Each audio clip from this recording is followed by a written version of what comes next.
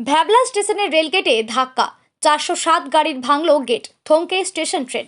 উচ্চ মাধ্যমিক পরীক্ষার্থীরা ট্রেনে ঠিক সময়ে পৌঁছতে পারবে কিনা সমস্যা রয়েছে পড়ুয়ারা। হাসনাবাদ বারাসত ট্রেন চলাচল স্তব্ধ, প্রতিটা স্টেশনে আপ এবং ডাউন ট্রেন দাঁড়িয়ে রয়েছে। যাত্রীদের মধ্যে ক্ষোভ।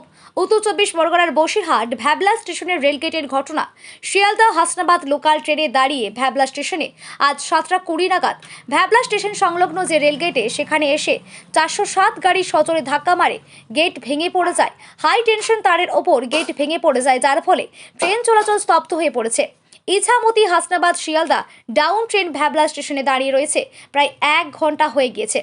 এখনও ট্রেন চলাচল বিঘ্নিত। ঘটনাস্থলে রেলের ইঞ্জিনিয়াররা আসছেন, কিন্তু এর মধ্যে হাসনাবাদ শিয়ালদা আপ ও ডাউন ট্রেন প্রতিটা স্টেশনে দাঁড়িয়ে রয়েছে। তার মধ্যে আজ উচ্চ মাধ্যমিক পরীক্ষা, রীতিমতো আতঙ্কিত ছাত্রছাত্রী থেকে শুরু করে নিত্য ট্রেন যাত্রীরা। গেট ফেলছিল আর এখান দিয়ে যাচ্ছিল। কি যাচ্ছিল? মাথায় বাঁধিয়ে দিয়েছে 407। হ্যাঁ, তারপরে ওভারলোড মাল আছে গাড়ি, তারপরে ওই গাড়ি বাঁধিয়ে দিয়ে ওখানে গাড়ি আটকানো আছে।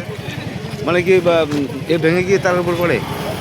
ভেঙে গিয়ে তার উপরে পড়ে ফায়ারিং হয়েছে। এখানে ট্রেন বন্ধ আছে। মানে এটা কখন হয়েছে? এই তো আধা ঘন্টা আগে। মানে কোন দিক থেকে গাড়ি আসছিল? কোন দিক থেকে? বসিরহাট দিক থেকে নাইলার দিকে যাচ্ছিল গাড়িটা।